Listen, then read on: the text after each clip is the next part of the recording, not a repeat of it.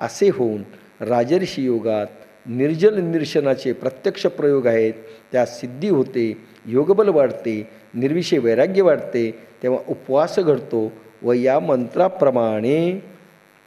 मंत्राप्रमाणे सर्व अनुभव येतात.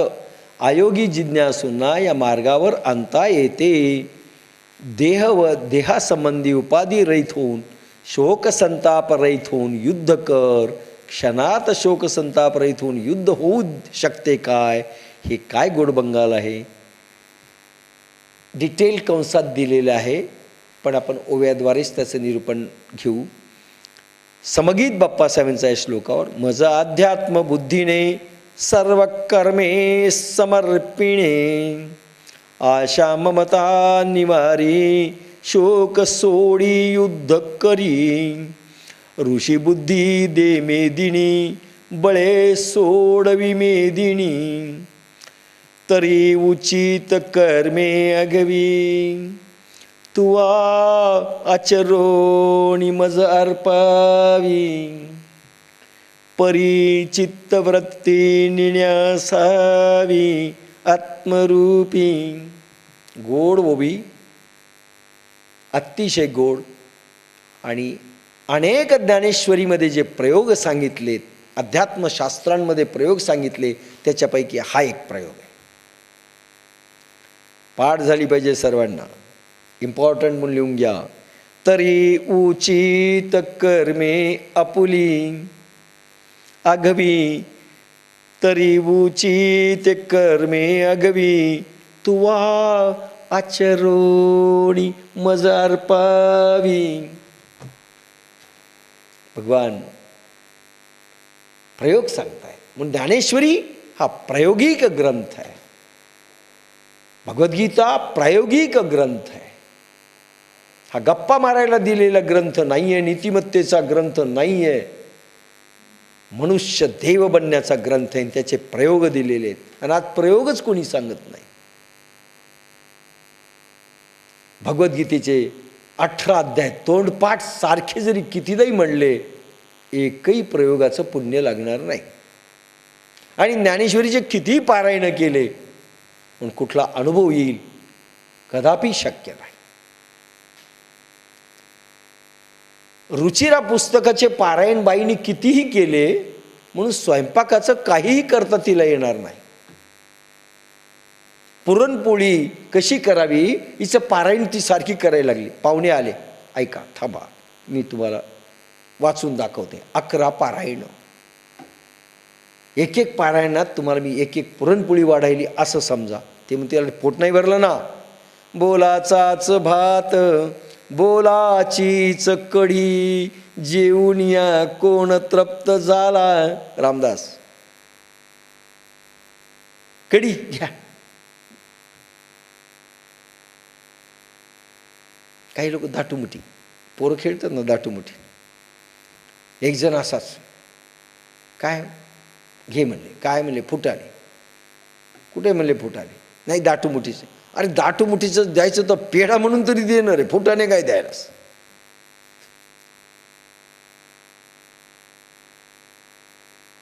इथे काय, जरी उचित कर्मे अगवी तुवा चरोणी मज अर्पावी तरी वैराग्य बुद्धियोग लक्षण राजर्षी विद्येला अनुकूल अशी सर्व योग्य कर्मे प्रपंच व परमार्थाचा भेद न करता आचरून ती तू मला अर्पण कर. तरी उचित कर्मे अगवी, उचित शब्द आहे. कोणतंही कर्म नाही आणि मला अर्पण कर म्हटलंय. कर्म कर, अर्पण कर. एक सांगतो, अध्यात्मामध्ये अर्ध भांडार गुप्त ठेवतात आणि अर्ध उकलून दाखवतात. काही वेळेस 12ने भांडार गुप्त ठेवतात. इथे अर्धा पार्ट गुप्त ठेवला आहे ज्ञानेश्वरांनी देखील. अर्पण कर म्हटलंय. आता एक भाग सांगतो. एखादी गोष्ट अर्पण करायची म्हणजे काय हो, म्हणजे काय अर्थ होतो. एक गोष्ट आपण केली, पैशाची कमाई केली, ती अर्पण कर. अर्पण ज्यावेळेस करायची, देऊन टाक म्हटल्यानंतर त्याचा अर्थ असा होतो ती तुमची नाही. पहिला अर्थ. जो मागतो त्याचा काही अधिकार आहे, तुमच्यापेक्षा जास्त आहे, हा दुसरा अर्थ. तिसरा अर्थ, तुम्ही त्याचे मालकही नाहीत, हा तिसरा अर्थ. मला देऊन टाक म्हणजे तुमचं स्वामित्व संपव, म्हणजे तुमचं मालकी हक्क संपव, हा चौथा अर्थ. तुमचा मालकी हक्क संपवा, तुमचा अधिकार संपवा. तुम्ही जरी ते मिळवलेलं असेल तरी अर्पण करून द्या. बाई भाकरी करते, पोळ्या करते, 10 पोळ्या केल्या, 4 जण जेवायला बसले. बाईच्या ताब्यात 10 पोळ्या आहेत, तोपर्यंत चौघाचे आहेत का? ते चौघं म्हणू शकतात का आमच्या पोळ्या आहेत? नाही. ती बाई ज्यावेळेस यांच्या ताटात टाकेल त्यावेळेस ती कोणाची पोळी होईल? मग तो माणूस म्हणेल माझी पोळी आहे, माझी, त्याची, त्यांची, असं होईल.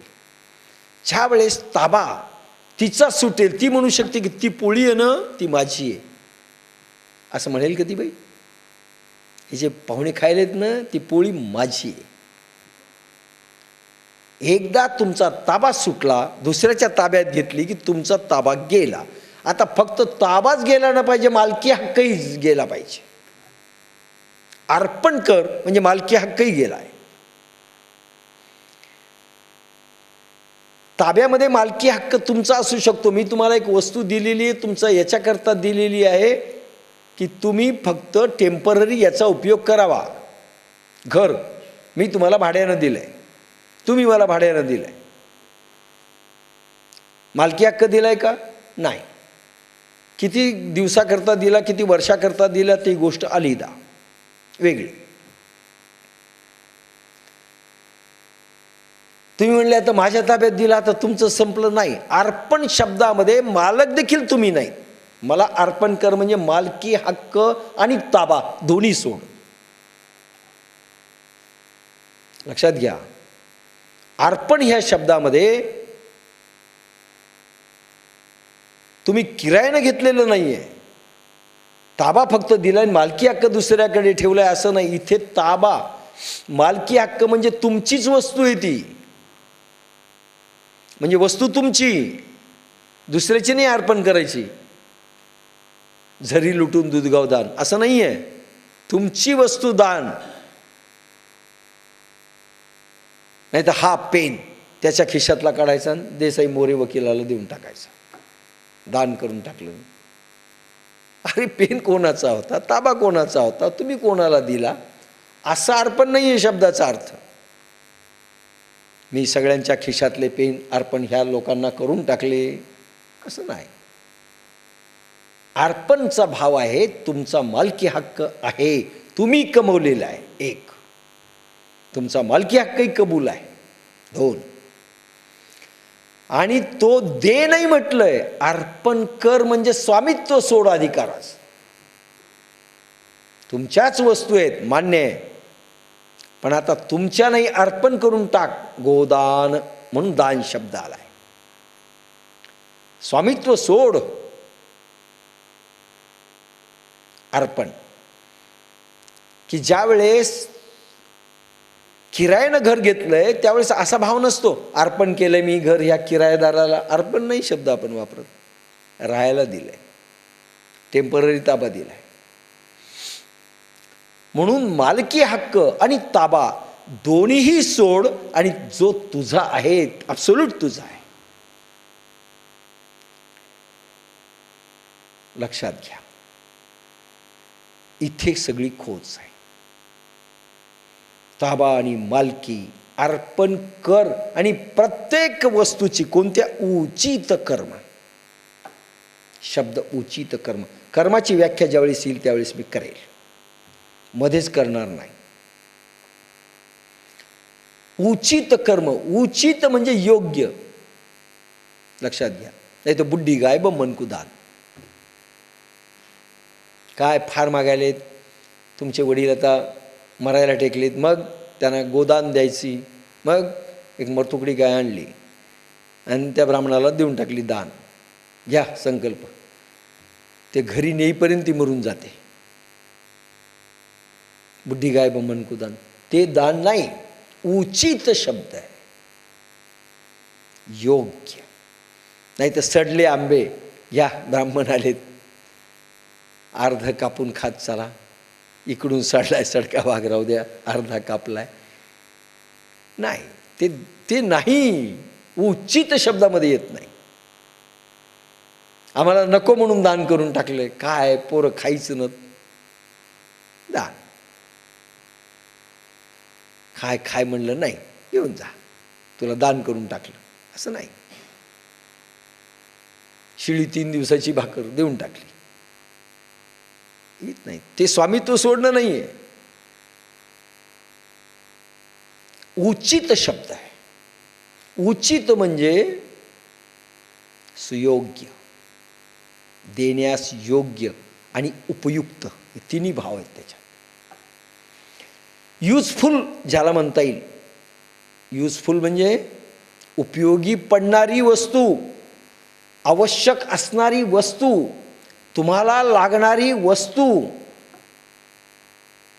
तिचा उपयोग आहे. आता हत्ती आणला, आपली पोसण्याची ताकद नाही म्हणून घेऊन जा. जोशी साहेबांना हत्ती दान करून टाकला. ते म्हणे याला खाऊ कसं घालू माहीत नाही, मी तुम्हाला दान केलं आहे. उचित. कुत्रे फार खायला लागले, घेऊन जा, एक दान करून टाकलं तुला. अरे खायला त्यानं काही द्यायला पाहिजेत ना. उचित शब्द आहे, योग्य म्हणजे त्याचा उपयोग आहे, तुम्हाला त्याची आवश्यकता आहे. आणि अनावश्यक ती वस्तू नाही आहे, बर्डन कोणावर होत नाही आहे, सडकी नाही आहे, कुचकी नाही आहे, मरणारी नाही आहे, संपणारी नाही आहे, अनावश्यक नाही आहे, उचित लागणारी, योग्य. पुन्हा नाही तर दारू बाटली मी 3 दान केले, नाही, उचित नाही आहे ते. 4 माणसांनी त्याला म्हटलं पाहिजे योग्य, 4 माणसांनी म्हटलं पाहिजे योग्य. ज्याच्यातनं सुख उत्पन्न होतं त्याला उचित म्हणतात. नाही तर आपल्याला दुःख देण्याची कला आहे, टॉन्ट मारण्यापासून ते मारामारी करण्यापर्यंत दुःख देण्याची कला आहे. यास तुला अर्पण करून टाकली, असं नाही, उचित कर, ज्याच्यापासून सुखच उत्पन्न होईल, दुःख नाही.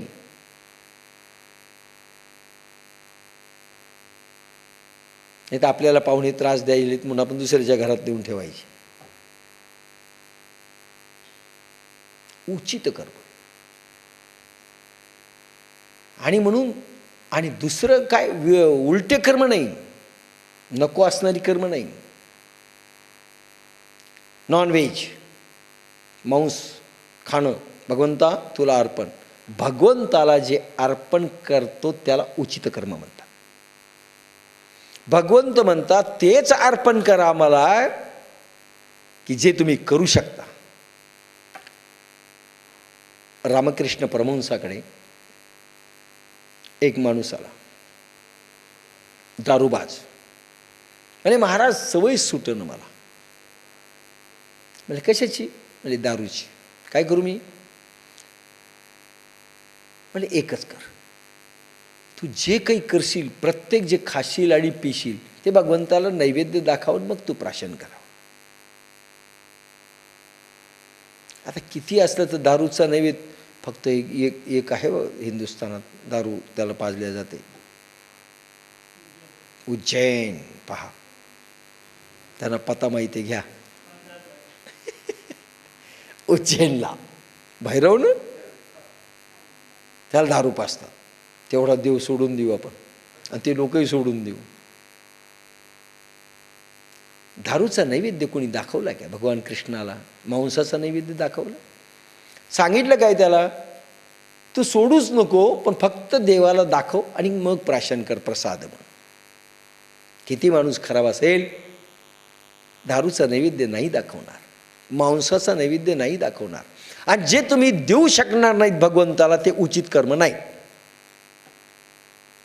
एखादी बाई आहे, 10 शिव्या देऊन टाकल्या, भगवंता तुला अर्पण, त्याला 10 शिव्या दिल्या. शिव्या देता येतात का भगवंताला?